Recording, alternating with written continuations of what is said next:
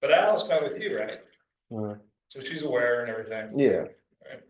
but I think she may or may not come depending on, because I think you have to vote her into the executive committee meeting first.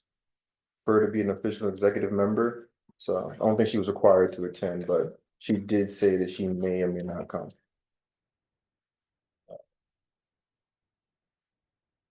All right, good afternoon, everyone. I'll call the Central Virginia Regional Housing Partnership Executive Committee to order for our April 23rd, 2 p.m. meeting.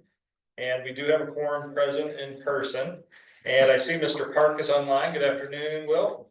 What we'll need to do though is call or vote him to allow to participate via online. So is there somebody that would make a motion to allow Mr. Park? Allow Mr. Park to participate online. Your second? I'll second that. All right, all in favor, please say aye. Aye. Opposed? And then just for the record, Will, if you would just state your location and purpose for attending remotely. I have another meeting here at 3 that I have to be on, and I am located at our office here in Charlottesville, 1821 Avon Street. Awesome. Thank you, sir. You are officially in the meeting. And now if we could do the roll call. Sure. Ned Galloway, Present? Keith Smith, Here. Kim Highland, Here. we already got William Park, Shayla Washington, Here. and Alice Fletcher. Here. Awesome. Thank you. And the first order would be public comment. Is there anyone in person or online who wishes to give public comment? All right, seeing none, we will close public comment and go to number 3, which is our consent agenda. So we do have in the packet for the minutes of the February 26, 25 executive committee meeting, as well as the financial update. The staff need to make any comments about the financial update? Yeah, we've actually made, after this was sent out, Ruth and Laura made a few changes related to summit money that was not required from the RHP because of sponsorships. So basically, money was gifted back to the RHP. So there's more hours. I can bring that new spreadsheet up if y'all would like. 1 second.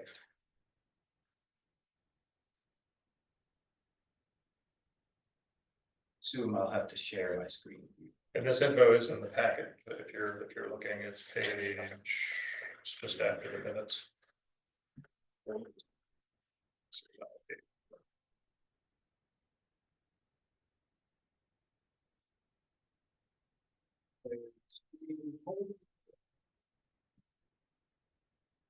So there is a fairly significant difference, you'll notice, but I would draw your attention to this sort of remaining budget for meetings and workshops and things. We have a lot more staff time basically till the end of the fiscal year. So that'll sort of inform some of our lunch and learn discussion later, I think. Okay. With how much we can do, but that is the main substantive difference there. Well, congratulations and kudos to the folks that worked the sponsorships for the summit to allow us to get some money back into the budget. So is that $13,000 our total net after the summit? Is that what we have left over? That's the way I left it. Outstanding. Thank you. All right, I'll stop sharing. All right, if there are no other questions or comments, then we can do the whole consent agenda. Is there a motion to approve the consent agenda? I'll make that motion, sir. Is there a second? I'll second. All right, all in favor, please say aye. Aye. Great, the consent agenda is approved, which is going to get us to the meat of today, which is under new business. We've got quite a few items here that Caden and Logan will be walking us through. And some good kind of weighty, meaty stuff here that we've been talking about. So I'm just going to hand it over to, let's see, Caden, you're going first, right? Yes. For the 2025 RHP communication strategy. And I'm just gonna share my screen real quick.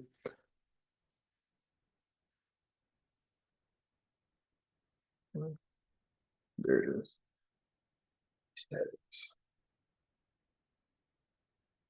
Oh.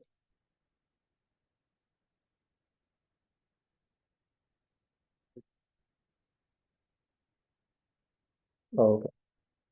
You good now? Yep.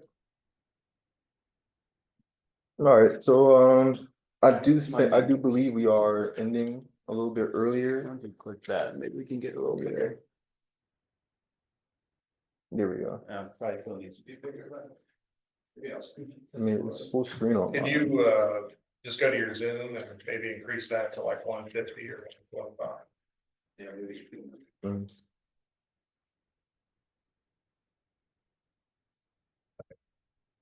Right there, just do it.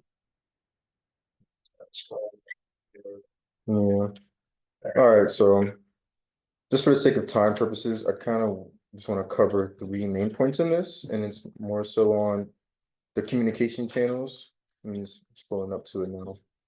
And then the SharePoint, and then also an idea behind creating a tiered sponsorship for the RHP.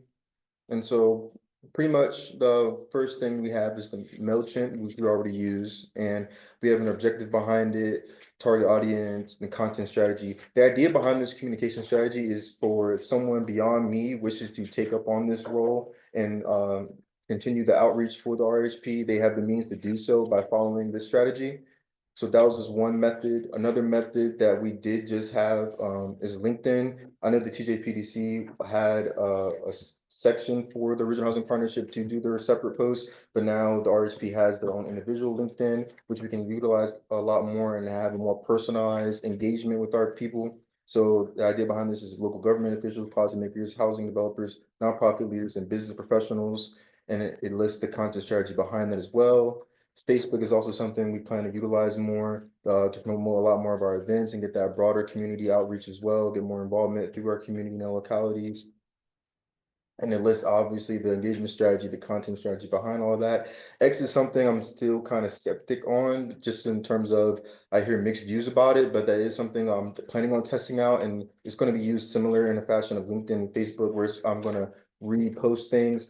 But my concern behind it is having that active engagement behind it in case people send in questions, because X is something you have to be quick response in, and obviously I don't want to allocate too much time more than what we may or may not have towards that. So that, and then just list out the methods behind that. And the engagement and crisis communication, this is kind of covers why we're taking this approach and with things that we're planning on doing to address our means to the crisis communication that we may or may be facing with the Regional Housing Partnership. But beyond this, I kind of want to scroll down to the Regional Housing Partnerships SharePoint. Now, this is something that we have been updating, and it's not public yet, it hasn't been posted yet, but we do plan on sharing this out to the Regional Housing Partnership members soon. And it's a great thing that we think would be utilized very well. So obviously, the creation and utilization of the SharePoint-based Central Housing Hub can transform information sharing, education, and collaboration within the Regional Housing Partnership. By serving as a centralized platform for housing-related data resources, communication, this tool will enhance engagement with stakeholders and strengthen relationships with local representatives and policymakers. And now obviously I list out some of the benefits behind it, but the meat and gist of what the SharePoint was going to do is that it's going to provide a space for people who have housing news relevant to their sector or just housing news in general from other localities or regions that they plan on sharing with the Regional Housing Partnership that they think may be useful, some things they hear about. They can just drop it into our files, and then it can be shared among our members, which we think is going to be something really useful in the long run, especially for topics when in relation to our meetings and topic discussions. So I think this would be a really great thing. And I might just share it now so you guys see what it looks like. Real quick, if I can. No, that's good. Chrome. Can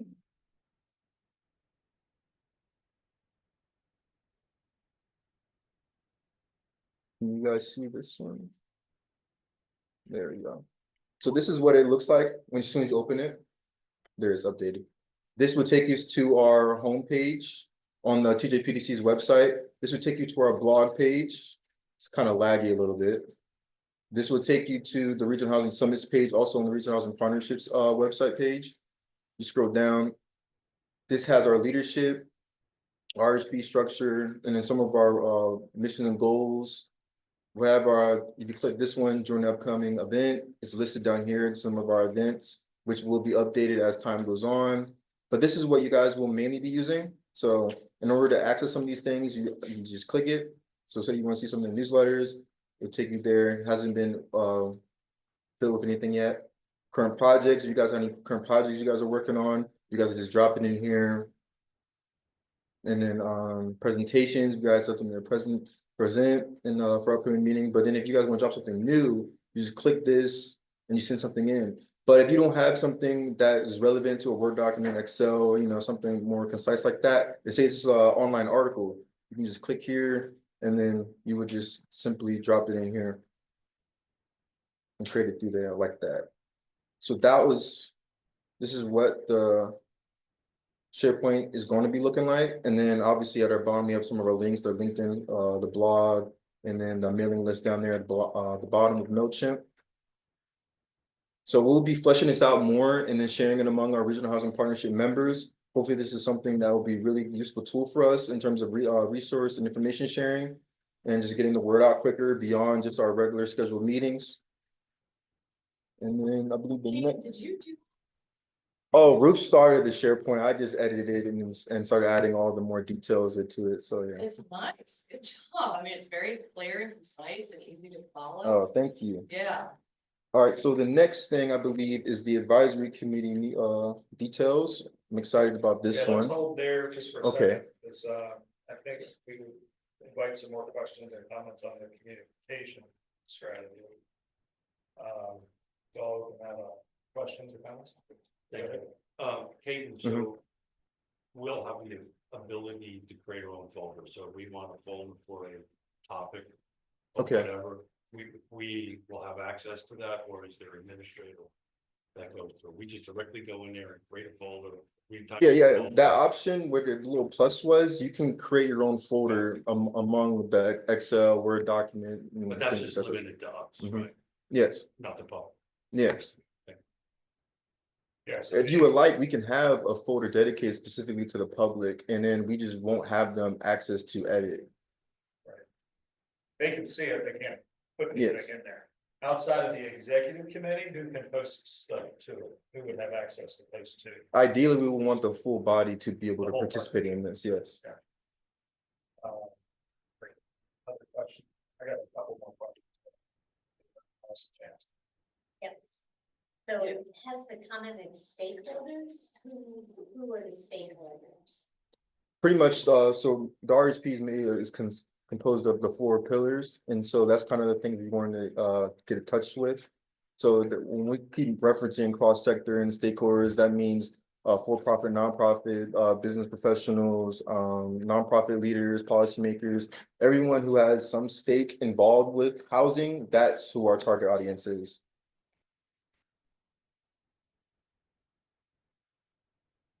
So of course, go ahead. Yeah, I have one more comment I'm about to share really quick, but I forgot to mention it. It's the sustainable funding and sponsorship strategies for the regional housing partnership. Utilizing our new communication tools. This is something I want to try to implement, and I'm just going to scroll down to the model so we have to go over each point again for the sake of time. But ideally is utilizing our newfound tools and social platforms. We will try to encourage people who will like to be involved, and Logan's going to touch on this too with the idea of our lunch and learns, but we're going to reach out hopefully just with a $50 donation. People can be recognized in our newsletters, website listings, and discounted event access. So obviously tickets for the regional housing partnership, or potentially even tickets if we decide to have them for the lunch and learns. Silver sponsors, local placement and networking access, and then prominent branding and key RHP events for social media promotion, and guest speaking opportunities. In the gold sponsor event, that will mainly be specifically towards the lunch and learns. Obviously, if you want people to be speaking at these events and presenting. Yeah, this is an idea of hopefully once we really start getting the ball rolling behind a lot of our social, I guess our online social presence, then people can be like, hey, I kind of want my logo or brand to be mentioned in the next newsletter. So that was just really brief on that. Cover some costs. That may take some push from those of us on the executive committee or the partnership. I think the levels are very appropriate. And then all these just have to be one time too. So within the calendar year, this is just the one time. Yeah, I think it's a very, especially, working for a nonprofit, Yeah, it's an appropriate. Okay. So is the LinkedIn page, are those social media sites live, or are they? yeah, so if I click on them, actually, it should take us to them. 'Cause I'm looking, like right now, I'm just searching Central Virginia Region in LinkedIn, and I'm not seeing. You're not I see seeing it? our page, but I don't see the housing partnership. But I also might not be searching for the right thing. Yeah, on SharePoint, all of those links are included into it, so we might have to touch up later after this meeting. All right, so just for the sake of time also, next point, if there's no questions about the Oh, I've communication got more. strategy, okay. So with the social media, because you were talking about how X and you gotta be responsive to it, are you Mhm. guys managing it all through like one central social media app? So you don't have to go in and do individual posts for each of those or whoever's handling it? Does that Um, become problematic? I wouldn't say it Use would that be, tweet deck. I remember old tweet deck where I would go in, I post once, and it goes to all my social media. And I yeah, know that, there's still apps that exist like that, so I'm just suggesting that, Okay, yeah. and then if you get responses from one. It's not like, oh, I gotta go check LinkedIn, I gotta check Facebook, I gotta check X, I gotta check. You can just be in one spot and manage it all from once, and these are Mhm. not like pay for apps, these are usually free apps, I forget the names of the current ones, but. I would just suggest that you should look into. That sort of app so that you can manage all these social media sites, and then once you post, then you're just posting one thing, and that cuts down the time. yeah, To be able to do something like this successful. yeah, I'll look into that for sure, because I think that would be extremely helpful in terms of managing. And Outreach. then. Well, if we just had a, I don't think that's that, you answered that.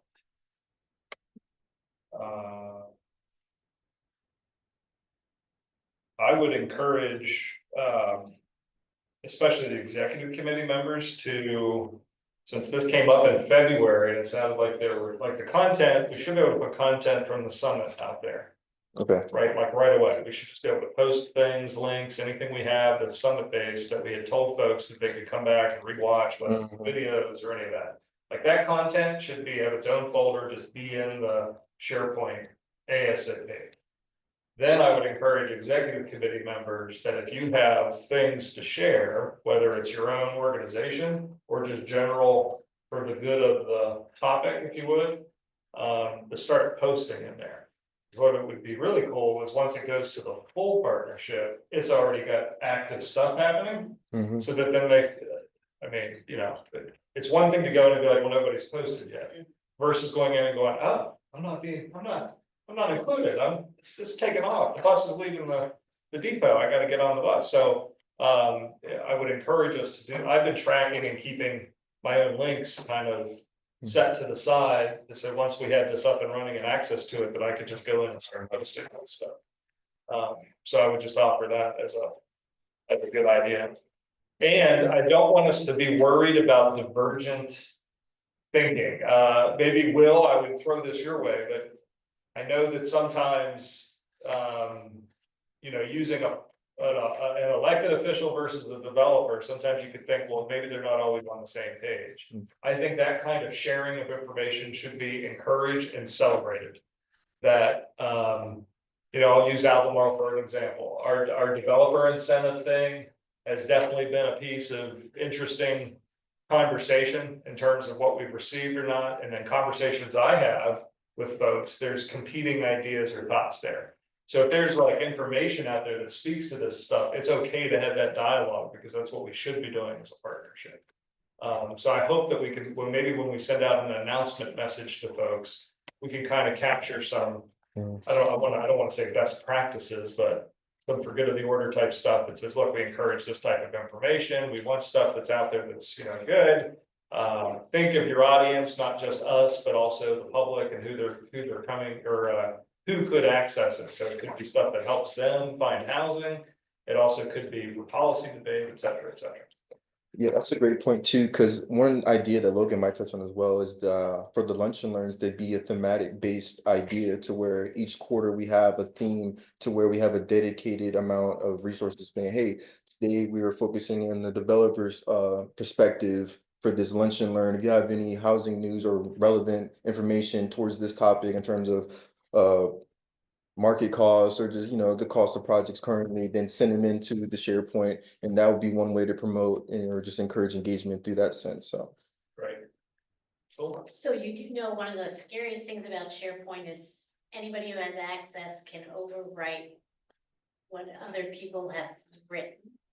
And so Okay. I would just share from learned experience that there has to be some read-write controls so that, say, William Park put something out there, someone could rewrite everything he wrote Okay. differently. Are you saying that specifically towards, like I say, like someone submitted like a Word document, they would be able to Yes. edit? Yeah, so I think that we would probably encourage people to have all their documents sent in as read only or view only, because I do believe some depending on the settings of that specific document, you are not able to actually edit them. So probably before we actually make it more public beyond the Regional Housing Partnership, we would tell people, hey, make sure the access to your documents are set on view only and not edit, or anyone with this link can edit. You can actually make those permissions within the SharePoint. You can change them within the SharePoint. Okay. I'll be rewriting everything you send in, Will. Hey, Ned, a couple of comments if I could. Yes, sir. So Caden, question I have for you. Initially, you may need to reach out to various people to make sure they start posting, right? Because the more they start posting, the more relevant this site will become. The more relevant the site becomes, the more sponsors that you might be able to get because they see what's going on there. And my next question I have, Caden, I guess directed you on the sponsorship. And you mentioned identify the target sponsors and so forth. Is someone going to be dedicated, or what's the approach to trying to reach out to these sponsors? There needs to be somebody who really is accountable or has time to do that to get this started, or it's going to lag and then it's just going to drop by the wayside. Majority of the work is dedicated to the person who's going to be in charge of the communication strategy. So currently that would be me. And then next year, most likely would be the following Vista after me. But then beyond that, it's depending on whoever, takes on this role. So I know one of the avenues we are potentially pursuing is having collaboration with UVA's Career Center. And hopefully we have a formal partnership through them, through their internship placement program, to have someone available to fulfill this role. And be along with, so the idea is that as they are sending out,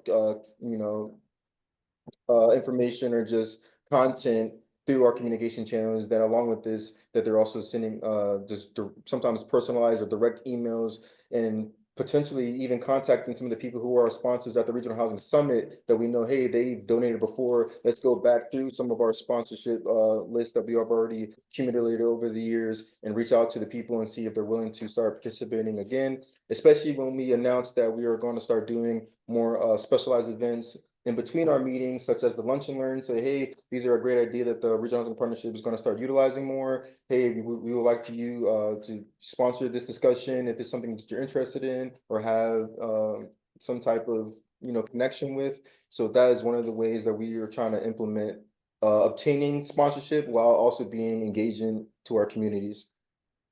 Yeah, and I would add on to that, whenever we have our next full meeting, or whenever you think the timing is right, when you unveil this to everybody on the partnership, when you finish, you should ask each one of them to send you at least 10 target sponsors, right? I mean, because the people on the committee are going to know this, and I would just say, hey, we need 10, and I would give them a date too.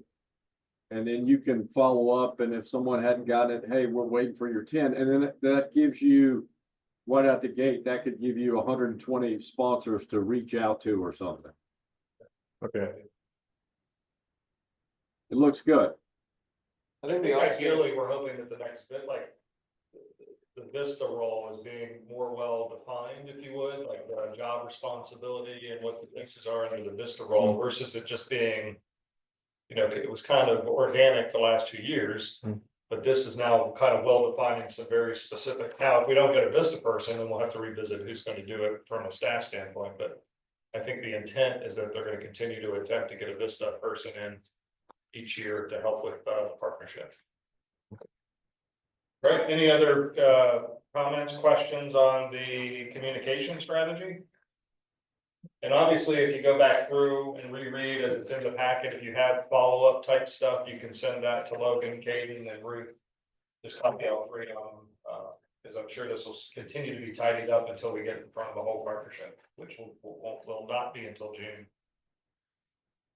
Awesome. You want to go ahead with the bylaws changes? Yes, so the first thing I think is gonna be really good for the RHP is advisory committee.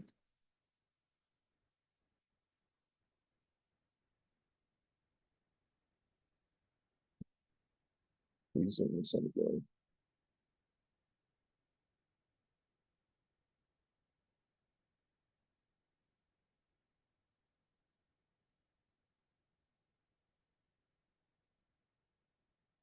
Going into the purpose and role, so the Central Virginia Regional Housing Partnership Advisory Committee is established to serve as a strategic and sector-specific resource to the Regional Housing Partnership. The advisory committee is composed of knowledgeable individuals who are embedded within key sectors relevant to housing, such as local government, nonprofit services, businesses, finance, healthcare, education, and lived experience across the CVRHP's regional footprint. So obviously, we have all of our 4 pillars connected with the advisory committee. And the main things that they were going to be doing is they're going to serve as a liaison and provide timely updates and insight and support a two-way communication between us and their relevant organizations and or communities. What's expected of them, just for the, if you don't mind me, skipping over some of the language in here, to stay informed. So obviously that one of the big things right here is that while advisory committees are not required to attend the regular RHP meetings or events, they are expected to remain engaged with the partnership in the following ways. We encourage them to stay informed and also to share expertise. One of the ways by doing that is by utilizing the SharePoint, or sometimes it can be a direct email to me or someone involved with the housing side or RHP side of things, and then promote collaboration as well. So we want them to refer other community leaders, practitioners, and organizations to engage with RHP. So this can be in numerous ways. So let's say they have an event that they're attending, or they have a public meeting that they're attending. So that goes with the highlight opportunities. It's just a way to really encourage and educate the members of the RHP who may or may not have access to certain communications or just networking events. And then the communication and engagement involved with the advisory committee. Just to sum it all up, the advisory committee will primarily interact with the RHP members through email updates, one-on-one correspondence, and periodic surveys or information requests.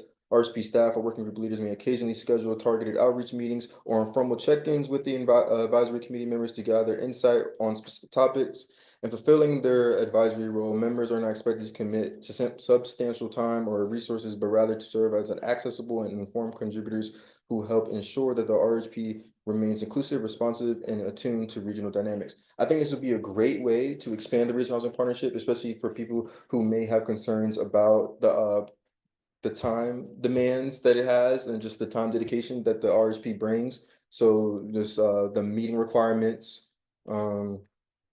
I think this kind of solves that, especially the people who do want to have access to the information that we're providing, or just be in some of the loops and conversations that the RHP has. I think this would be another great way to get people involved, especially some of our local representatives.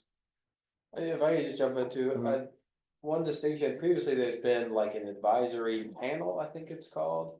But that is just organizations, it's just a list of organizations that are on this sort of nebulous group. I think this would be slightly more concrete than that, which would be good. Calls them to action. Yeah, Yeah. it's direct point of contact to those organizations. Rather, we just have the organization listed like, hey, this is a source that we know of. We now have a point of contact that we can reach out to who's associated with that organization, who can give us updates as such. So when we came out of the strategic plan update that we did, and the consultant work that we had, one of the concerns that both the executive committee and the whole partnership suggested was, if we allow everybody to participate, what does the size of the organization? You could then have, you know, if we allow 10 more people to be on RHP, that changes quorum requirements. That changes attendance requirements, but if you have this type of advisory committee can allow participation on a much less involved, in a less involved way or manner, they don't have voting ability, right? They would not be participating on the executive committee or in the quarterly partnership meetings, other than as just like a member of the public could. But they would be able to access, provide, and then receive information that the partnership is going on. So I think it's a way to be inclusive. And as such, if somebody was involved that way and then felt they wanted to step into an official role, it could be a good runway to get in. But then also think of somebody like Greg Powell, who is left the partnership. If he wants to stay involved or included, he can now be on the advisory committee, send us information, but doesn't feel obligated to have to attend the meetings, etc. Or I think he might still be Will's alternate, but if that has changed, it gives people that have been involved the way to kind of do a soft out as well, so. I was thinking of Greg also, it'd be great to keep him engaged. And yeah, the more people that we can get engagement from, the more creative the ideas, the more different funding sources, more different collaborations. So I think it's, I don't think people are worried about voting as much as collaborating together. Yeah, I struggled coming out with the conversations we had about the strategic plan and how to tackle this, so I appreciate that staff has come up with kind of an idea, but how to make an advisory committee work that's really just like, I think of in Albemarle, we have our citizen advisory committees. They don't vote, they don't take action.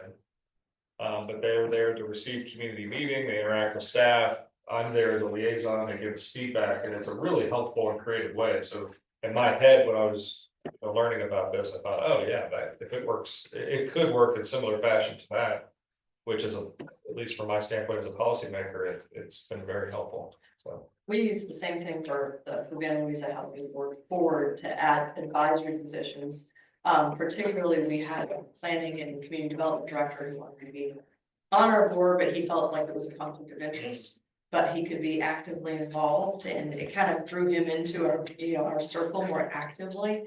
And it still is very successful. He's since moved out, but we have several people who we just use their skill sets, and it's wonderful. They feel tied in, they feel like they have a stake in the housing foundation, and they're promoting the cause from within.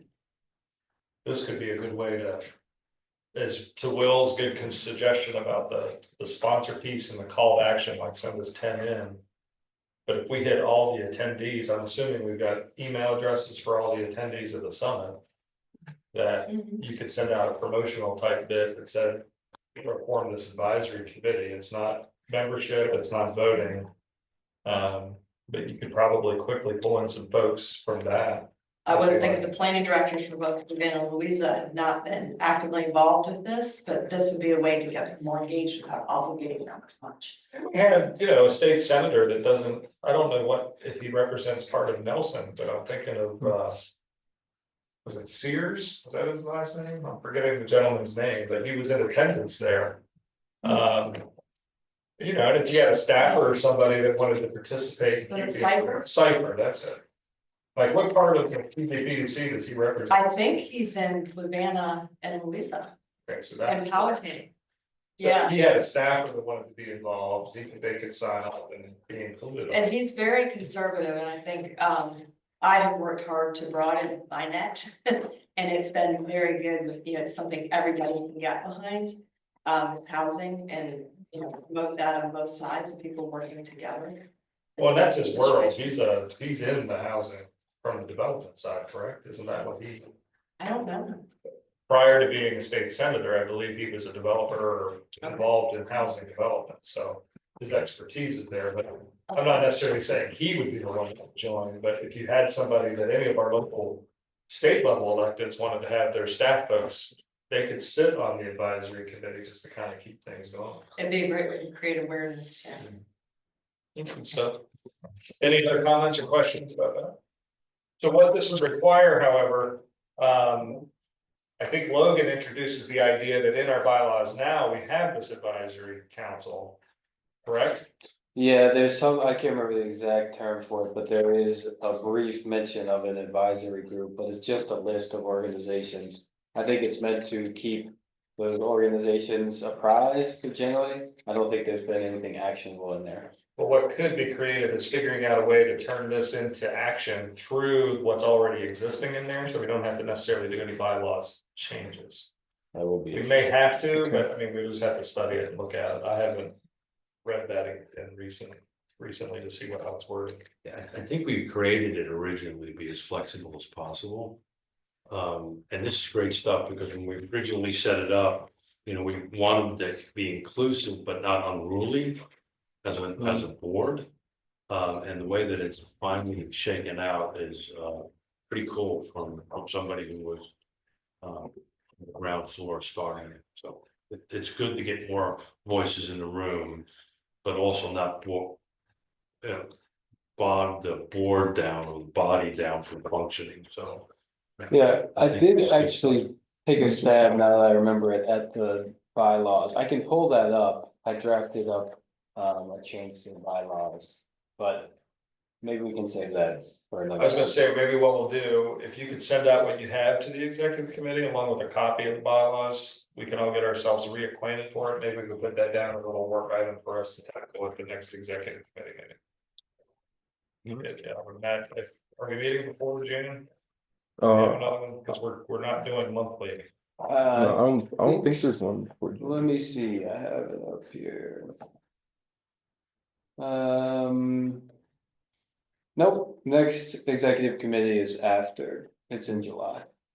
So, this could be kind of a deal where we do it electronically, we don't necessarily have to have a meeting. Well, let's send it out to everybody and see if we can get some feedback and thoughts on it. Okay. If we feel like it's gonna take something that's where we have to get an official change in the bylaws and not massage it into the bylaws, then that would be, the process would be different, depending on which one it is. If it's one where we feel like we can make this work under existing bylaws, a lot less effort. Yeah, Look, would you mind while we're sitting here, just forward me a copy, I'll scan it.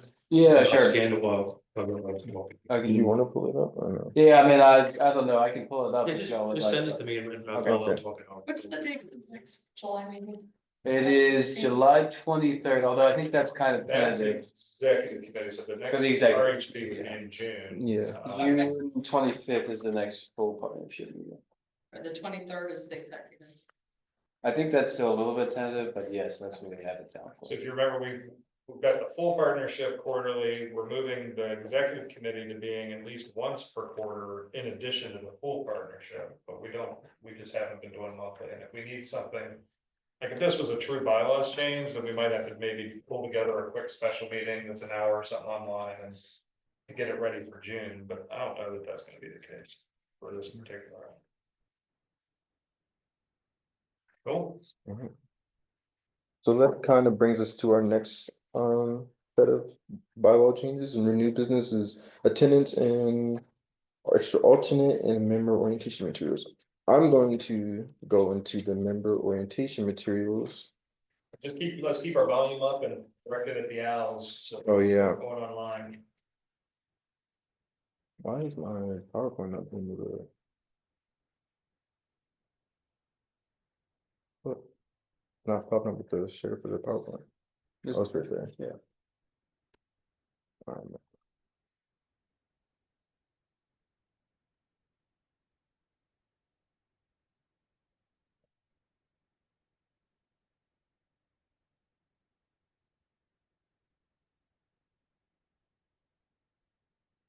So this is the, going back to the beginning slide.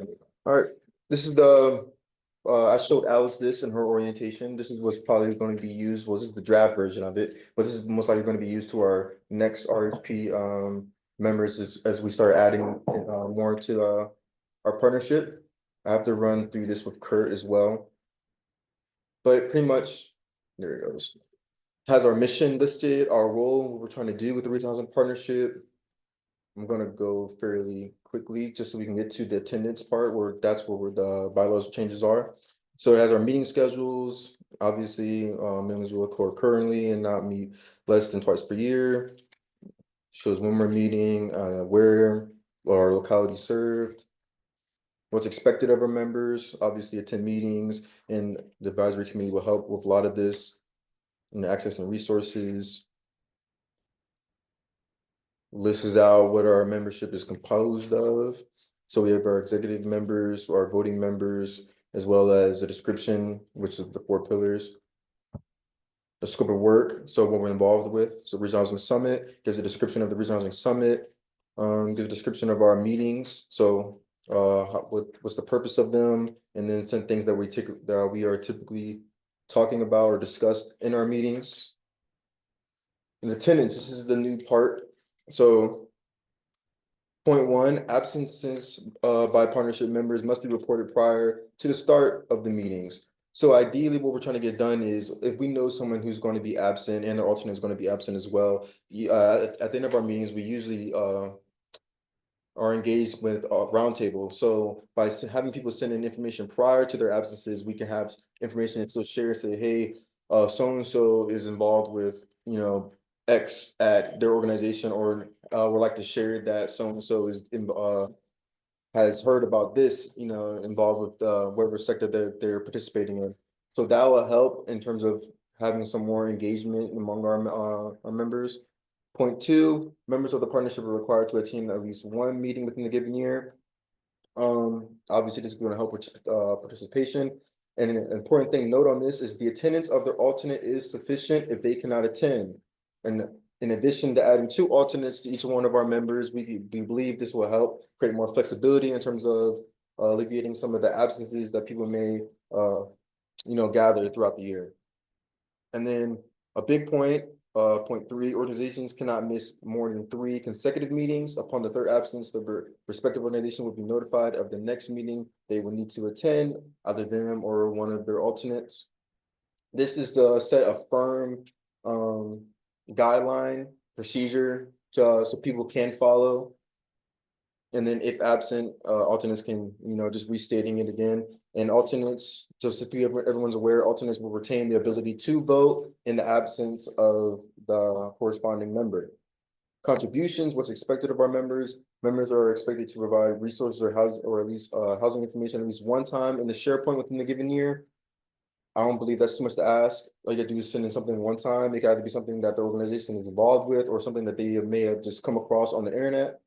And then when absent, again, stating that please send in information prior to the start of our meetings. So that's kind of just the main changes to the bylaws that we are expecting of our members. And hopefully that this is something that everyone can be in agreement on when it is voted on. But if there's any concerns about this, I know in one of our meetings prior to this meeting that we're in, that it was suggested that people tend to use their alternate to to capture their attendance for them numerous times. Then it suggested that they replace their alternate as their role in their regional housing partnership, and they become the alternate.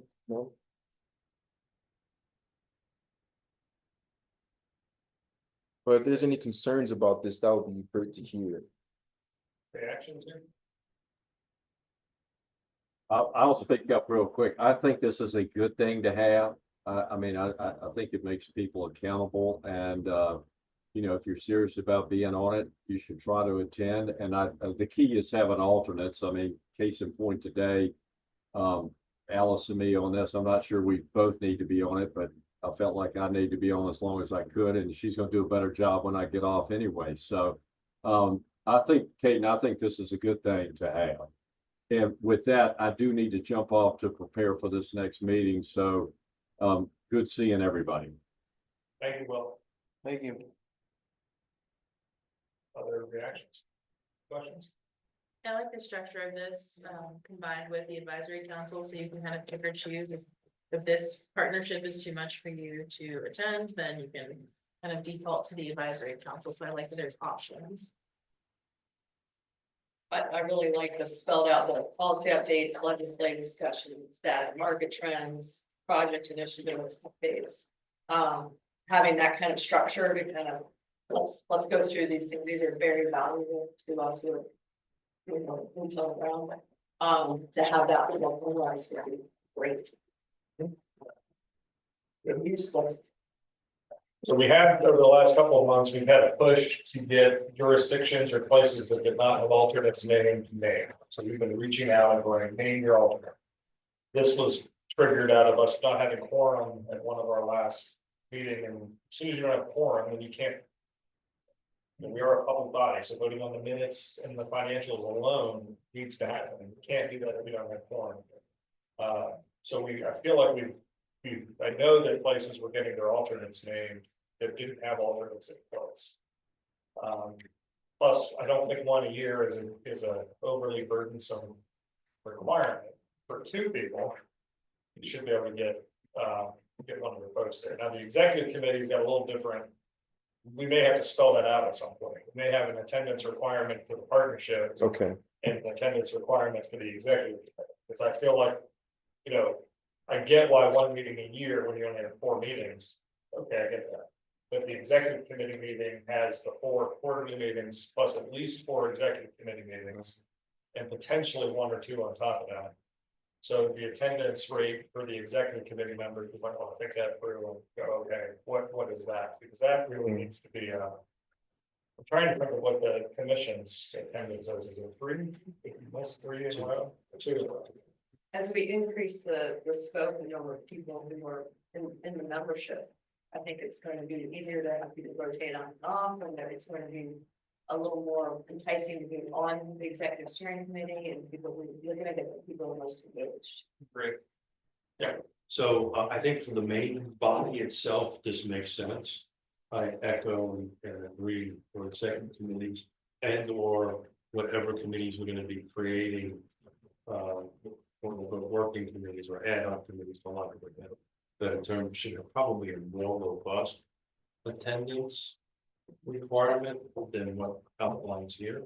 I think this is a great start, but I think, at this level and or these other committees that we're gonna create, I think it should be more robust from. And Keith just saying a more robust attendance is expected for anybody who's on the executive steering committee. We could leave it loose enough that we can decide, okay, your attendance hasn't been robust, so.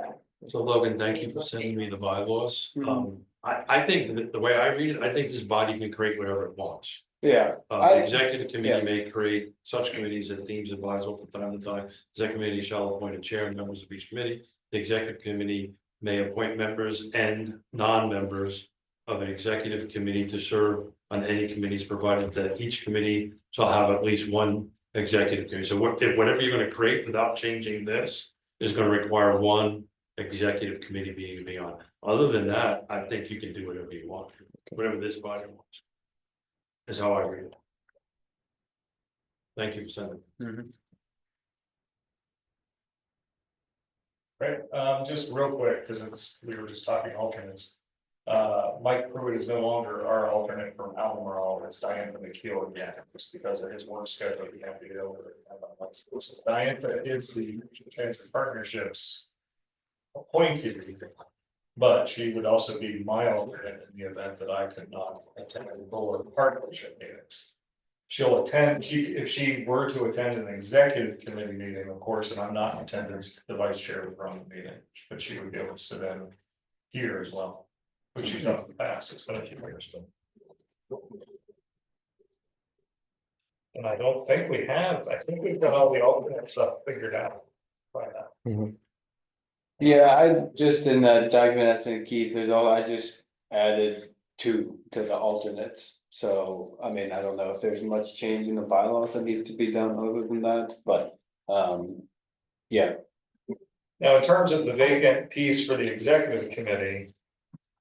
I know electronically with Colette leaving, that her alternate, I thought, was going to step in as the full-time appointee. So I think what has to happen in order for Alice to be appointed officially to the executive committee is a full partnership has to vote on that. So we have to make sure that's on the June agenda. That's Ruth and I's understanding, at least I think. But currently, as the alternate, she can attend the executive committee meeting because she's the alternate. I think so, If yes. Colette has dropped away, she could just Technically. serve as alternate until the partnership made her the official. Mhm. And then she'll have to have an alternate ready to roll. I think that's correct, yes.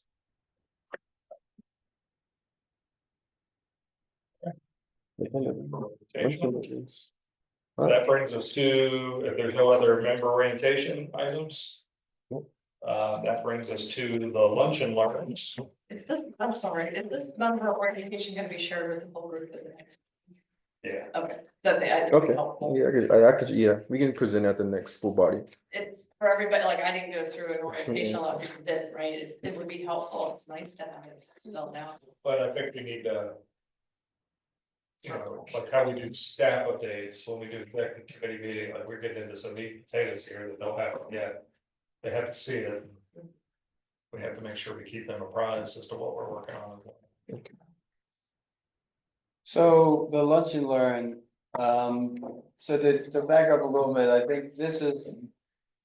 There's a couple different things that have gone into this. I think one, my understanding is previously through COVID, and I think after there was a series of online virtual discussions with the speaker that I think were quite successful. I think they were called the speaker series. And I think this is an attempt to sort of resurrect that initiative. So I think those were more like concentrated. They're not exactly like the summit in terms of how concentrated a window, but I think it was from like, it was a fall speaker series, or this would be more throughout the year. We had discussed doing like one a quarter. Could be more, could be less. I think there's a lot of variables here, but I would like just this group to have a discussion about it, and to kick things off, back to the advisory committee. While we're in the business of shifting things around, I think this would be a great opportunity for the advisory committee to be, more hands-on. And so, these lunch and learns would be an opportunity for groups or members of the partnership to bring, a relevant idea that they're working on, and either present it themselves or recruit someone, or have us recruit someone to present. But it'd be an opportunity for us to basically carry on the conversation outside of the normal allotted partnership windows. Because of our changes, more recent changes to the budget, we now have more staff time to work on this. I had originally envisioned a set of like sponsorships, which we had done in the past with a special set of sponsorships like we would do for the summit. In the past, there has been those for the speaker series, because again, I think it was more concentrated. They're also bringing in people like, I believe Tim Kaine spoke, I could be wrong about that. But there was, I think there were some heftier lifts in terms of recruiting folks. So that could either be part of the communication strategy, the overall sponsorships that Caden just showed you, or they could be separate. I drafted up a few separate ones. I guess I can share. Actually, Caden, I'm not connected. Do you mind sharing this? It's not a very big document, but it might be worth discussing whether we want to do have a sponsorship for these events anyway. But I think we need to discuss some things more related to how how the agendas for these get set. Lori G and I had talked, and there's a lot of there's folks who didn't get a chance to speak at the summit who are interested in speaking still to this body. This might be a good opportunity for them to speak. There are conversations that I feel like were had at the summit that were noteworthy and worth continuing, and this might be also a good opportunity for those to continue. But what I think we need to decide more on how to enshrine these. But I'd like the executive committee's input on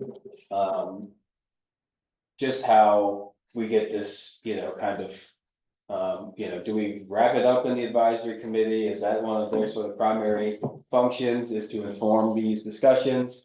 Are they going to be primarily informed by the partnership or summit-based, discussions? Anyway, That's my little spiel. I've got some thoughts on this, but I just wanna start. I want to start, I've got some, we might be the same. Others wanna.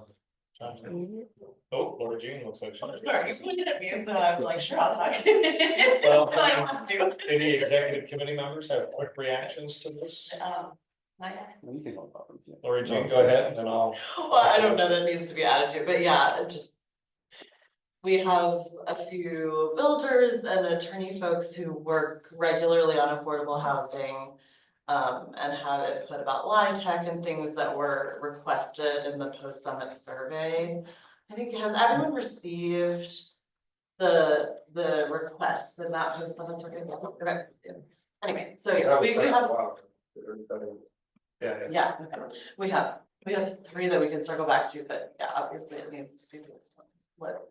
so here's what I mean, in giving some thought to this, one, I'm glad, I'll just build, because you just mentioned the survey. I think quickly, topic wise, we have the topics. Because that's what folks want, and we don't have a summit again for another 2 years.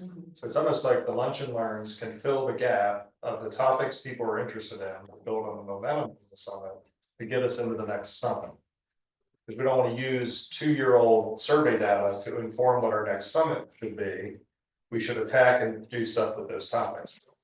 Although, and I wouldn't call on the summit committee to have to do this, but just as we have a committee that plans and figures out the summit, we're going to need a lunch and learn committee that can plan and do this. Now, I'm not comfortable giving it to the advisory committee, because the whole point of the advisory committee is to lessen responsibility and engagement and just participate more kind of electronically in a sharing way. And that level of responsibility needs to be on a specific partnership committee, in my opinion, just like the summit. Well, the advisory committee can advise topics. Correct. Yeah. Yeah, I was wondering if there might Give be, them the top, like, I think to pull this off 4 times a year, you have to have the whole year planned out. You're gonna, we're gonna start this in the 4th quarter of 25, and we've got the dates, the topics that we're gonna do through 4th quarter of 26. Then you have all 4 set and scheduled. They can't maybe do the 1st quarter one, then get to work on the 2nd quarter one, because I think that's too. Well, we could also have 2 set up and then just keep rotating when we get, we have another one, so we're always 1 ahead. Yeah. That will have to be timed. Because topic and market changes that quickly. Yeah, So you can stay relevant. yeah, This is how I think about the quarterly partnership meetings and trying to, in December, we had invited and had some presentations ready that were relevant. We hadn't really done that before. So we had Jesse and Will. I've got a speaker in mind for the June one that so, it's like, all right, similar type of thing. If we have a showcase presentation or 2 at the partnership meetings, I think that adds to the folks wanting to attend the partnership meetings in addition to the other stuff that we do. Can I jump in? Yeah. I'm not a fan of lunch and learn, I think we need to come up with a different name.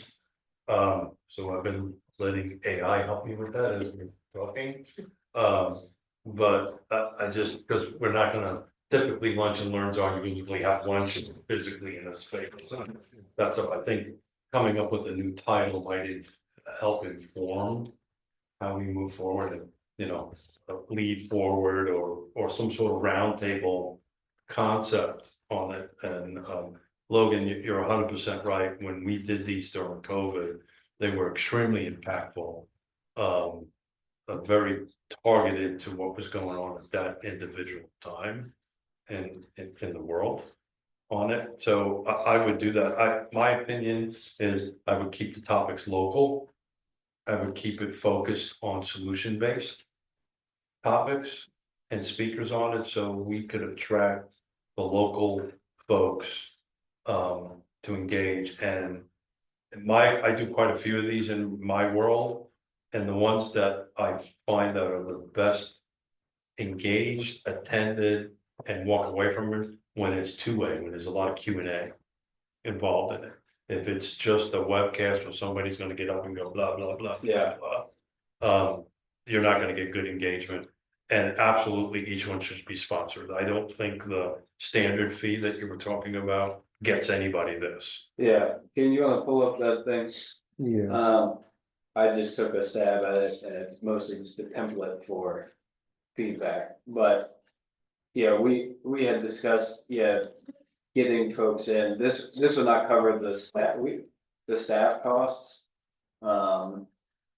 But would cover, If you want. maybe But bringing. we should folks have in. some accounting of what it costs us to do this. We should know what it costs us. Cause I know we were keeping records going. Right? What's When that? when we did the lunch and learn. Yeah, I'm sure there is a We record. should know how much staff time it took. Yeah, I think part of it is knowing, are we gonna bring in, like you said, like a keynote speaker, or are we gonna bring two folks in? This is kind of where I thought the advisory committee might be an interesting way to bring it in.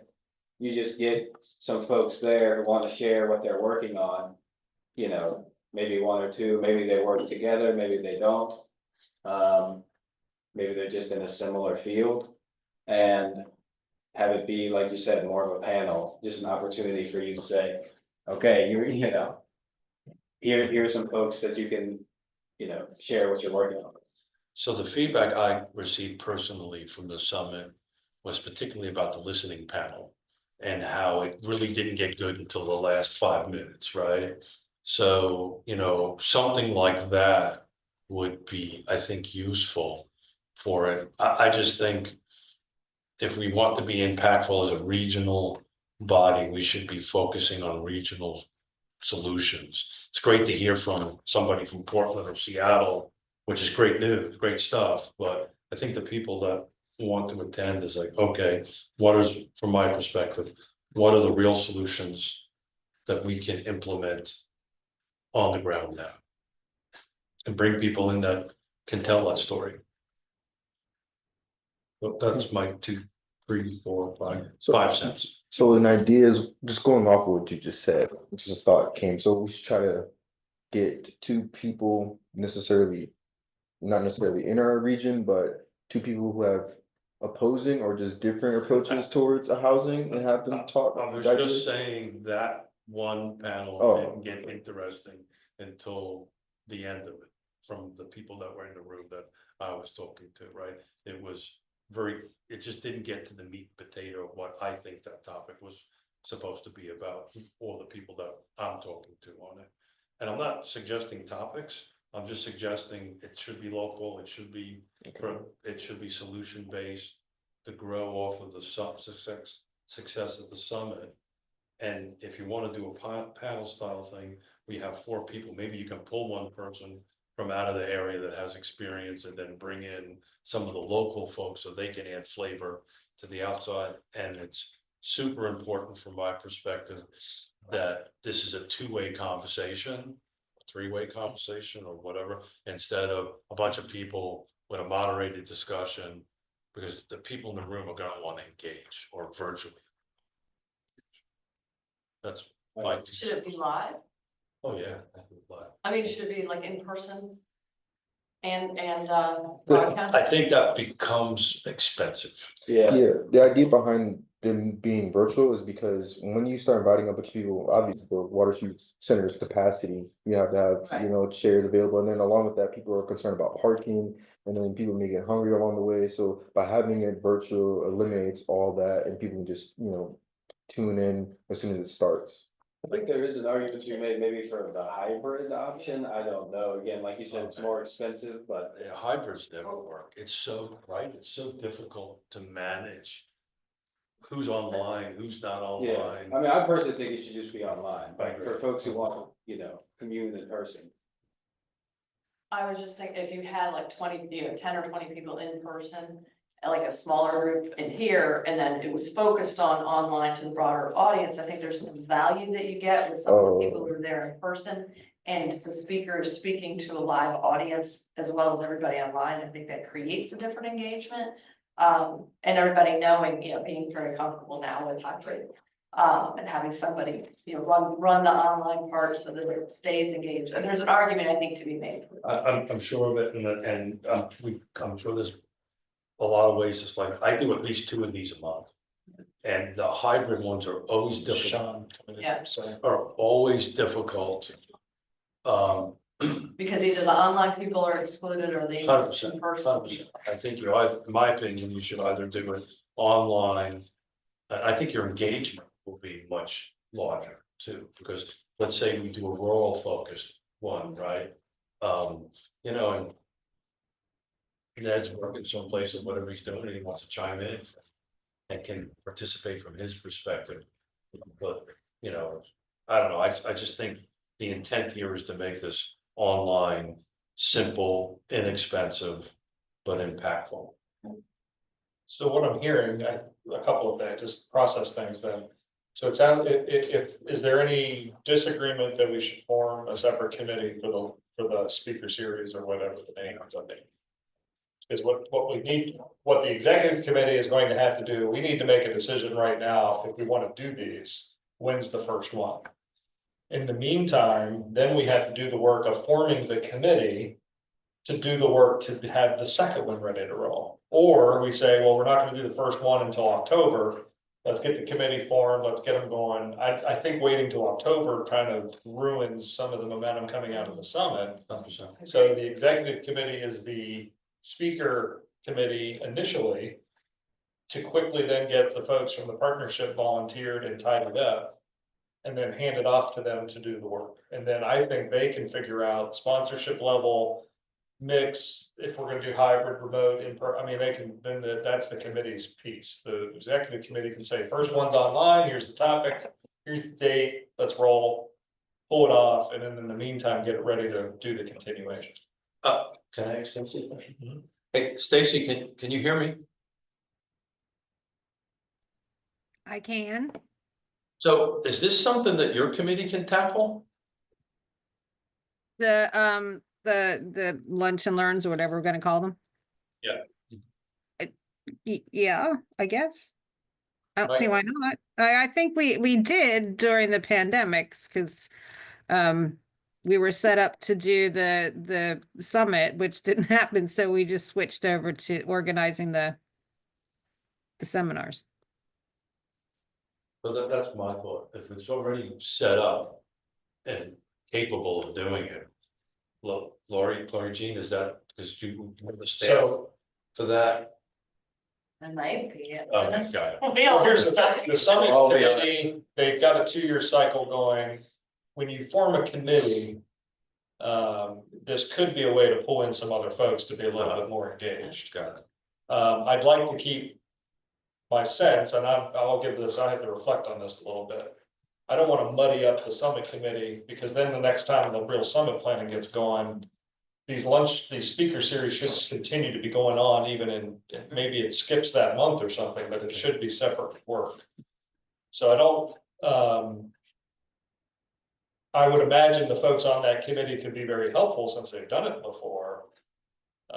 But knowing how I am on committees, if you're just adding to my committee responsibility versus putting a committee on, hey, wait a minute, I didn't sign up for that. Well, I'm not gonna push back too much, but I think that was what if I remember, was the whole intent of doing that committee was summits and other events, right? I think that was the intent of that committee, but If that's the case, then yeah, we can rock and roll. But you're right, because this is a heavy lift, right? That committee should be focusing on the next summit, which is it's a little low right now, but it's gonna be a lot of work 12 months from now on it, and then having another committee just for lunch and learns might engage more folks.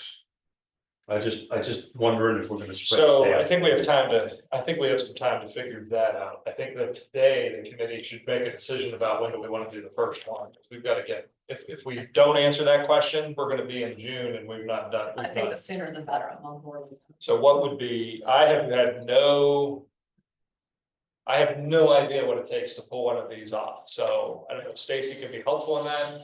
But given that it's April and the end of April, what would be reasonable to be able to do one? June is out because that's a partnership meeting. I don't want to do these in the same month that we have full partnership meetings.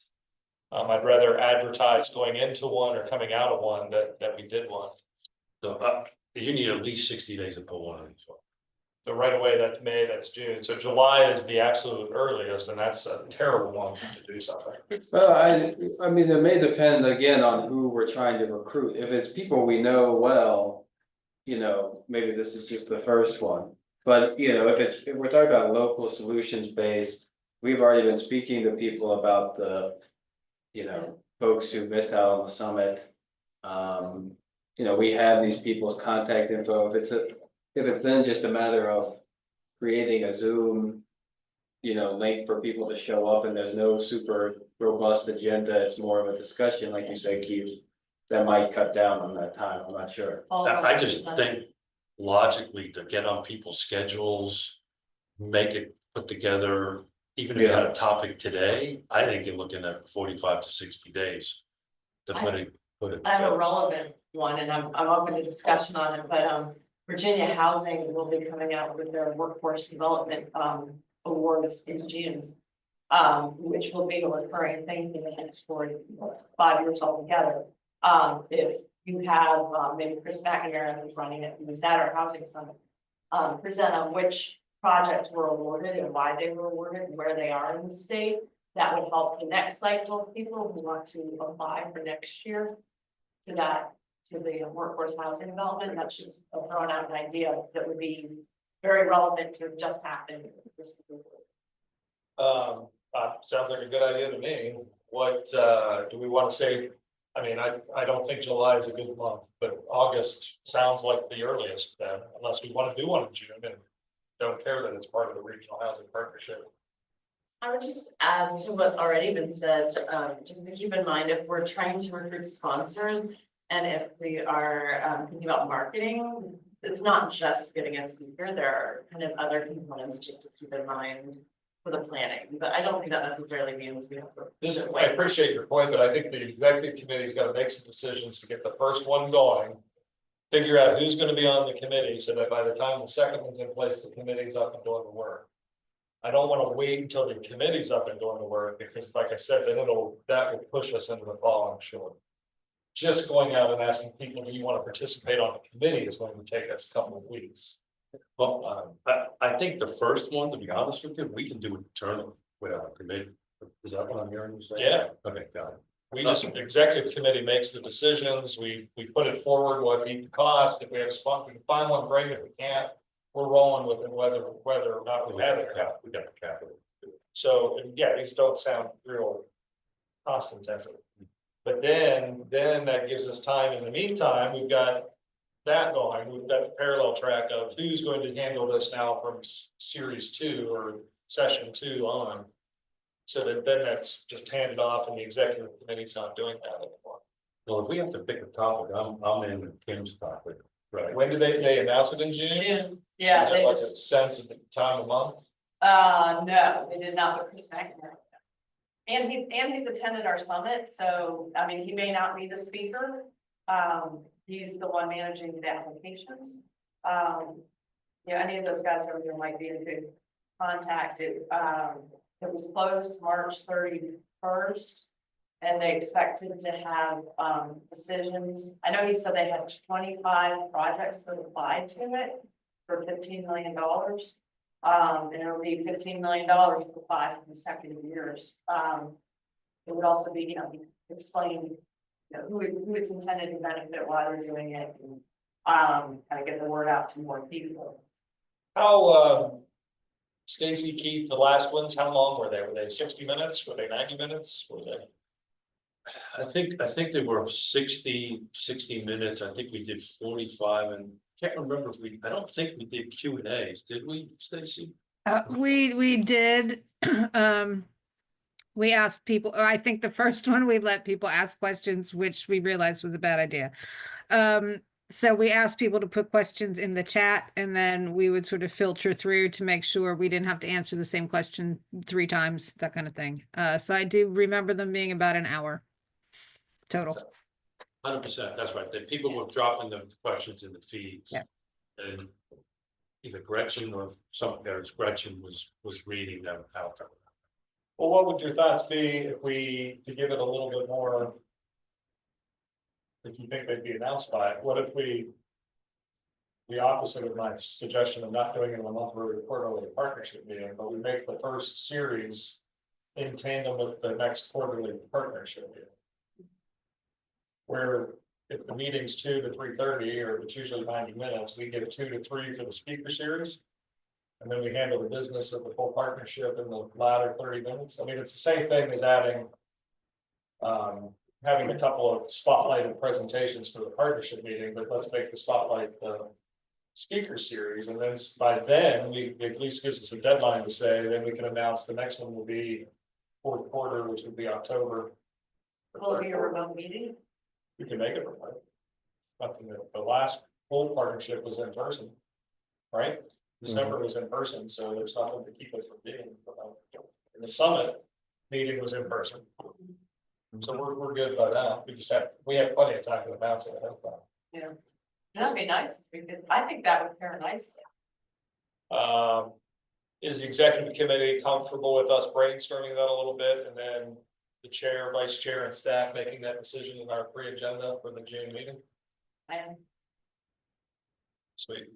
We'll put that on. You good? Yeah, this is exactly what I was hoping was probably. All right, so the 25th we'll do the idea of a speaker. I do have a guy that I met at NACO that I might still try to have. That might be too much though for that day.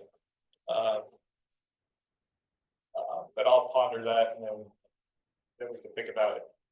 So we have to handle the updates, staff updates from the other stuff we talked about in that June session. So I just want to make sure we're tracking what we need to for the pre-agenda meeting. So we're going to need to do a pre-agenda in May, even though we don't have an executive committee meeting scheduled in May. And we're agreeing that we're gonna get these spots, right? That the game plan. Yeah, I mean, I think that was my original thought based on the, how we had done the previous speaker series. Again, I think it's a little bit dependent on how we, are we bringing in people we know? But I think ultimately, yes. Is there any way we can see if Christine or Laura can go back and look at what the costs were for them? How many staff hours it took to put it together. I think that would be helpful to set up a budget for these. And then Logan, I think that then we have like a baseline. And then if we're bringing in a speaker and we have to pay, I just sign the check. If we have to pay a speaker, then that just gets added to that particular event, and then that sponsor for that event gets, Why would we pay speakers? I think that's what you were intimating. Yeah, I mean, I don't know that we would have, I think that's an open-ended discussion. I think it depends on who it is. If we're talking about local folks, I don't know. If it's somebody. Yeah, I don't know, if it's somebody where there's more of a lift to grab their time or something, I'm not sure, but Okay. that's what we did in the past, where I think the sponsorships. For these speaker series paid for at least in part the speaker to come. Yeah, Stacy, do you remember if we paid anybody? I think this was more paying for the staff time. For the staff time? Yeah, I don't ever remember paying. And since it's remote, that makes life that much easier. Yeah. I think if we were having a physical thing, then you're paying for somebody to come. Yeah. Mhm. That's a good point. Right, I guess the virtual aspect. Well, that's good, like that. It gives us time, and then they use the SharePoint, kind of launch that and get that out there too, in tandem with the series, so we have two-pronged things coming out. I don't want one to overshadow the other, maybe it's best that we do have both coming out kind of at the same time. Within a quarter of the summit. Cool, anything else on that topic? We have a topic, we've got I would imagine Chris would redirect us to who could present if it's not him. The last time we asked for Virginia Housing, they said, I think you want this person instead of me. It was in the same organization. And well, Chris was running it, and he's certainly familiar with the RHP, and he might be an ideal person. Well, let's take this a step further. Would you be willing to reach out to him and ask if he would be available? I would be happy to. From somebody else. And then June 25th. June 25th would be the date for the next, is that correct? The next partnership meeting? Partnership. And it would be scheduled from 2 to 4, so I would say that we'd have to do a full call to order and things like that, so maybe like a 2:15 to 3:15 for the series, or we say 3 to 4. maybe just find out availability to participate for an hour between 2 and 4 o'clock, and we'll tighten up the details. If I may. The policy board meeting is right after this meeting, so going from 2 to 4 really butts right up against that meeting. So maybe it's 2 to 3:45. I think we Well- have to remote. It'll be Right. remote that day. But I mean, if you're okay going from one meeting. Since I'm the chair of both of those bodies. You're the chair of both. I'm executive Just assistant. looking out for you. I appreciate that. For remotes, when it's remote at one or the other, I tend to come here to sit in, so I'm not traveling between the two. But I think we usually roll out of here before 2 hours. The partnership meeting will just take some tidy work after the series. So I think, but I don't want to start the series right at 2 because we're going to have to call to order and do all the procedural stuff. So I would say maybe think of a 2:15 to 3:15 or a 2:30 to 3:30. It's weird. Okay. Or maybe we start that day at 1:45 to Yeah. get rid of the procedural stuff that we have to do, so we can start the speaker portion at right at 2, finish it at 3. And then finish up staff updates and stuff like that, and roundtable from 3 to 3:30. We'll build it to 3:45, but. Would you want to do the speaker series in advance, like maybe that's 1 to 2, and then you take as long as you need for your meeting? I mean, we could do that. I was thinking that a little bit. I was like, well, and then that requires the RHP people to stick around from 2 to 4. If I can get it into the body of the meeting, it should already be on their calendars. Yeah. Invite in other people to participate. And we'll see when Chris is available. We can figure that out. I mean, a call to order and a quick roll call online. We can do this in a way that won't take but so long. We'll just have to do a couple of procedural items too, but I would tell whoever's gonna be involved. It might have to be like 2 to 3:10 or something like that, just to account for it. He'd be an easygoing first person. All right, so Kim's gonna take that task on, and then who should Kim follow up with? I mean, in addition to myself. Who's gonna be staff point You on can this? just, yeah, Okay, copy me and Logan on the next response or send us an email after okay. to hear what he says. Just a real thought, a quick thought on the sponsorship level. Mike, once we figure out our costs, it might not be a bad idea to say, okay, we're doing 4 of these a year. If XYZ company wants to sponsor all 4, it's X dollars, right? Or it's individual. So I may wanna say, look, for $1,000, I'm picking a number. I'll sponsor all 4. Just so, but knowing what your costs are will help formulate Yeah, that thing. This way you're not every quarter going out looking for new Yeah. people to sponsor. Mhm. yeah, that makes a lot of sense. Well, same as the planning, get them lined up ahead of time. Right. Get your 4 quarters figured out. But I agree, there should probably be an option for an annual sponsorship. And That's a great idea. Sweet, so we have that. In terms of speaker, we'll follow up. Pre-agenda will be our kind of deadline to try to finalize all these details. So that'd be whatever that Tuesday, first or second Tuesday in May, right? That's our pre-agenda. Say it again, sorry. The first or second Tuesday in May, I always forget if it's the first or second Tuesday for pre-agenda. I think it's the second one. So by then is when we should be able to say, here's what we got, and we'll execute the agenda for the full partnership that day. Sweet, good. All right, the next item, we have no old business, other business, staff updates, and this was gonna primarily be the summit debrief. And is that, who's summit debriefing? Is that gonna be Stacy, Lori Jean, everybody? Laura Jean, do you want to give a little update? Yeah, Laura and I are working on some of the absolute final budget numbers, but we spent about $85,000 total. Some of our speaker costs and the overrun were lower than expected, although some venue costs were just slightly higher. But, as you heard earlier, we did not have to take much from the RHP specifically. I don't know off the top of my head, it was something like somewhere between $1,000 and $3,000, I think. 215 people attended, over 80 of them completed the post survey, but you guys have seen those results. But yeah, I mean, a lot of reporting that it was relevant to them and that they plan to take actions as a result, and that they made connections that would help them advance affordable housing. So Yeah, I mean, I think everyone has seen the basic details, but overall, the committee had a good debrief a few weeks ago and talked about what went well, what notes we want to leave for future committee planners. And yeah, we were pretty pleased with how it came out. It seemed to take away good information. Have a sense of what to do next. Things effective. Seemed like people were happy with the venue. The food was great. I thought this year seemed a little better than last time, even though it was the same place. Coffee kept flowing. That's always a good thing. But I mean, is the committee generally pleased with the venue and the work with the Omni and all that? I know it was a little they- dicey this year with dates this time, but It was, yeah, although I think we set a date far earlier this time than the last time.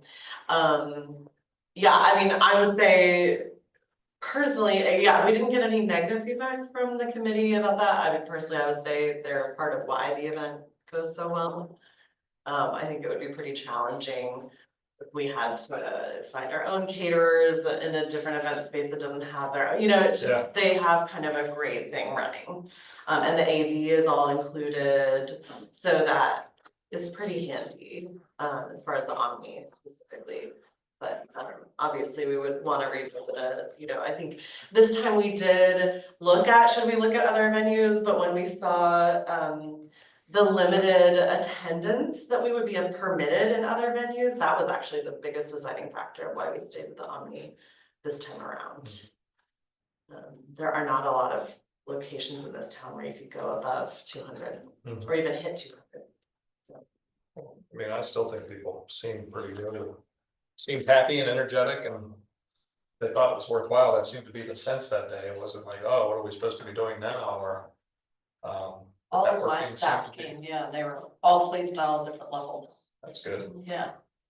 There was a sponsor when you first walked into the right. Do you remember their name? There were so many. Okay, sorry. I can look back at the. So it was interesting, they approached me. They were having like a mini conference afterwards. Did you hear about this? And I thought that was a bit inappropriate. Well, Was it? we had told them that if they wanted to share that at their table, that they could. I felt like it took away from the reason why I was there. So it seemed like they were competing with the summit. Who was this now? I can pull it up. It was a car? It was No. not, it was one of the last minute sponsors. I'll have to. And the way they approached me was that they were a group of local housing people getting together to talk about housing topics. And I was like, well, isn't that why I am Here? here? And so, We met with Nelson County Community Development afterwards on a project we're working on, but. no, these were private, this was like a private developer. And it was, yeah, Yeah, it was Braden Property Bridge Management. property management. She got it. So my comment was it seemed to confuse me as to what they were trying to do and seemed counterintuitive to what. That's interesting, because this all just came together, because they were asking me to join the summit, and we were just doing our thing, and I assumed it was someplace other than here. Yeah, no, they were doing, Wow. yeah.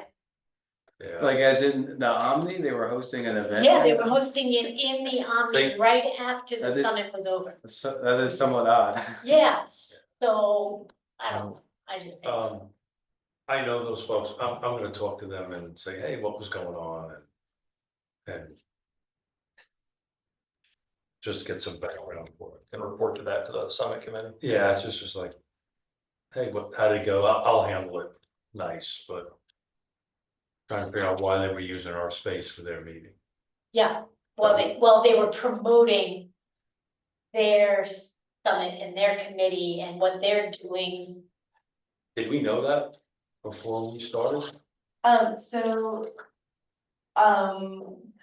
Not sure what to share.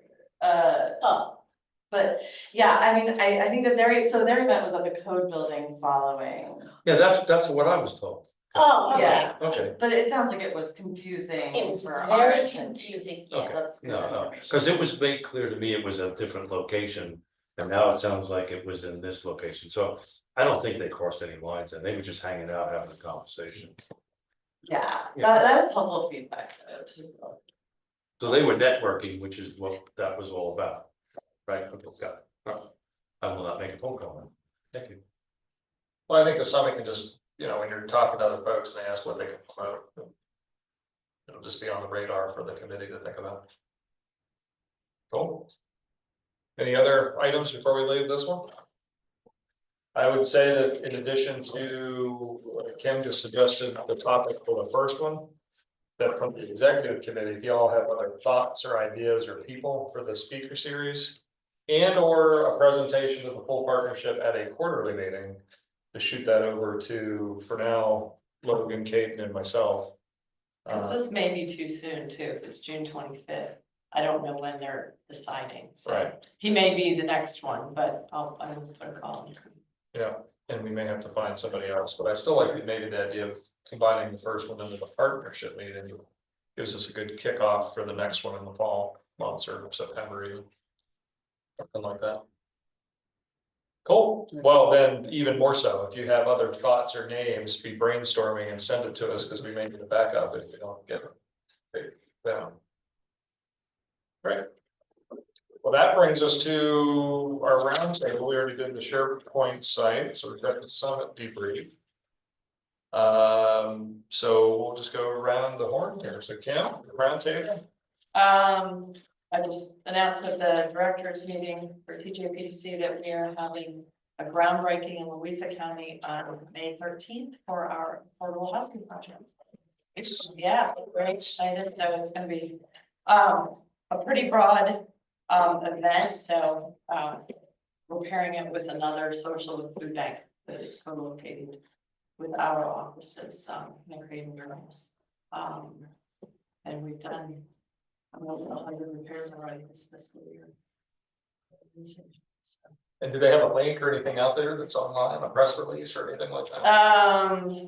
We just sent out an email blast, so we will be posting that on Facebook, so I can share that.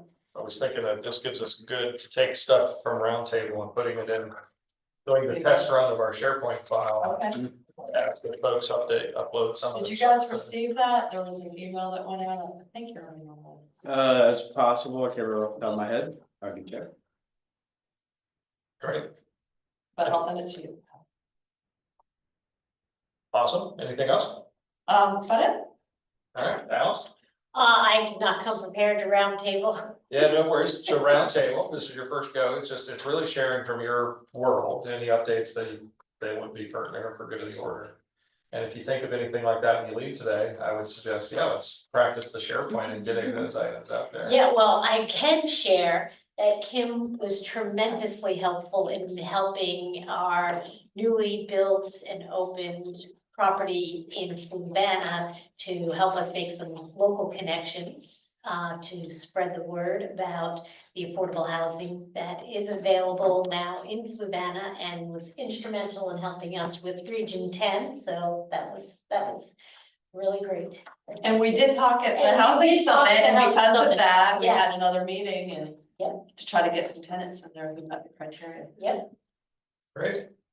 How's the occupancy going? Right now, we're at 45% Good leased. job. Yeah, and we're hoping to be wrapped up by the end of July. Good job. That's your roundtable. That's my round. Yes. Yeah, well done. Shayla? Practice hosting a fair housing training this Thursday. It's free and open to the public if you know anyone who's interested in learning more about that. It's Thursday, City Space, 2 to 3 p.m. And we're also in the midst of hiring for an outreach coordinator. So this is the first time ever that we're doing this for our continuum of care. And they'll be covering the whole catchment area that TJPDC covers as well. Is that related to that new grant, the outreach grant? It's a privately funded grant, but we will be using city capacity building funding going forward after that. So we just got $250,000 from the city. It's gonna be an annual commitment from city council. It's Excellent. very exciting. Yes. Yes. Very good. Pete? So I'm gonna tie a little bit into Colonial Circle, but I'm gonna put on my chairperson of the Piedmont Community, Piedmont Community Land Trust. Change the name, make sure I get it right. So, this is in Victoria, Heights, Stacy, so you'll be interested to hear about this, and so you knew that, we have got it sitting in my laptop. We're gonna sign some contracts with Greenwood. We're gonna be doing the 8 affordable housing units at 308. The first 2 they're selling to us for $260. The second 6 they're selling us for $275. And we were able to get an $800,000 grant from Virginia Housing. And what we're gonna do is so the builder's bringing additional $33,000 to the table to make the math work. We're paying the closing costs, which will be about $20,000, and so Colonial Circle will leave us about $600,000 left over, and we're gonna try to start putting some contracts on their townhomes there, and the townhomes are coming up in Greene County. So we're looking to parlay that $800,000 into anywhere between 16 to 18 new units. So it's gonna be good stuff. That's So awesome. thank you, Stacy, for all your help on that, because you were fielding lots of phone calls from me, so thank you. Stacy, yeah, That's all I had to report. as I say, Stacy, any updates from your world? I just want everyone to know that work on the Premier Circle site has started. The old Red Carpet Inn is actively being demolished as we speak. They're about halfway through with the buildings. And so construction should start within the next several months. And Support Works Housing expects to begin occupying the units by November of next year. Great. In Albemarle, I will say that obviously the last couple of months we've been working through our budget. We were up to 1.2 million. So we're right now in the proposed budget, there's a 4-cent tax rate increase proposed. And for the first time, Albemarle is dedicating ongoing annual revenue to our housing investment fund. And 0.4 cents of that 4-cent increase, which is $1.2 million, is dedicated to affordable housing. And the board is already inclined that they want that dedication to continue in future years. So what dedicated means is that if we don't dedicate the funding specifically to something, it just goes into the general fund, and then the board and the county executive work to figure out where it goes. Once you dedicate a tax, it means that 1.2 million or whatever it equates to in out years is specific for that use. So that would mean that this 0.4 cents will remain dedicated to affordable housing in the coming years until the board would change it otherwise. If assessments continue to rise, of course, then 1.2 million turns into a higher dollar amount. The county executive had brought forward $3 million to invest in the housing fund in addition to the 1.2. That's one-time money, surplus dollars. The board has voted 2 weeks ago to move an additional $1 million out of our board strategic reserve into that fund. So now we've had a total of 4.2 has jumped to 5.2.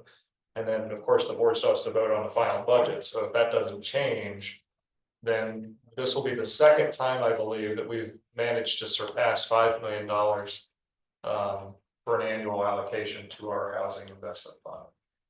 Also, with that change, just to note that we've always carried about a $250,000 fund for emergency assistance. And we voted to move an additional 200 out of that same reserve into the emergency assistance fund. So we've just practically doubled what has been in there in the past. So that's relevant to folks that come to that, or especially if they're running into eviction or life events, it's could create them to become unhoused, especially. So those dollars are up and proposed in the current piece, but that's really the biggest news to report. One project I know will be coming forward under the new housing policy and incentive plan and all of that. So we'll see how that shakes out. And then I know that there are some other applications in my district that are coming forward, which I think are, fingers crossed, but I think have really good potential to be some good affordable housing projects, so I'm looking forward to that. Let's make sure they. Getting out there, right? Just before they go. Well, this particular one I'm thinking of is all rental. That there's no housing involved with, or permanent, you know what I mean, build or home ownership. I hate when the developers talk to us after the fact. Yeah, We could take this offline, but Ned, I'd love to understand how Albemarle uses that $5 million towards housing here. It's really simple. I'm gonna bug Stacy tomorrow. Oh, okay, so that's where She knows Stacy it's gets all coming. the money. so the idea is that, like 2 years ago, we had Begging worse. $20 million in requests, and we only Yeah. had $5 million, so right away. Right. Eventually, the board has to tackle the issue whether or not we're gonna formalize a trust fund. And then some of the parameters that come with it, but right now, staff considers requests and then brings that forward to the board for a decision, kind of on a per project or bulk project. Okay. So if there's an interest there for us, it's bringing it up with the housing team. And then it finds its way to the board and decide are we gonna allocate, how we're gonna allocate the dollars. It's such a different animal, as you're probably well aware, from Savannah and Louisa County, where I am scratching and trying to get just overhead funds. They don't understand that you have to have people running programs to be administered to people. There is a lack of understanding and reinvestment in the community. And Stacy's a good person to ask questions of, if she's available, and at least tell you how it works, but she's at the forefront. Yeah, and I guess publicly the ERAP is not very well known. The ERAC. The emergency rental assistance. So that's our, in Albemarle, it's the Albemarle County Emergency Relief Program, I get that right, ASER? So Okay, this is specific for any purpose, there's parameters, of course, and there's a way to apply. But if you're an individual who finds yourself due to a Yep. qualifying event that you need some help with funds, it's not gonna just cover anything, there's an amount parameters to it. They're to apply, and then if you qualify based on our programs piece, then you could receive those relief funds from it. yeah, so we are constantly running into working with nonprofits to help our residents all the time. And I was not aware of this. Who's the point person on that, Stacy? I'm not sure at the moment, but I will find that out for you, Alice, and let you know. In the meantime, the head of the department is academic, so she certainly could be a person that could point you in the right direction. I could make connection with. Okay. Yes, Stacy, I just need to set up a time to pick your brain and understand better how things function, see what we can incorporate. I'm happy to do that, absolutely. Great. Any other roundtable items or items to that? Well, then we are there, with a minute to spare. How about that? All right, the next full partnership meeting will be June 25. The executive committee meeting tentatively scheduled for July 23rd. We'll have that tidied up before the end of May, probably at the next pre-agenda, when we'll do that. But otherwise, look forward and thanks for a good meeting today and doing some of the follow-up items to get ready for the June meeting. Awesome. We're adjourned. Thank you. Thank you again.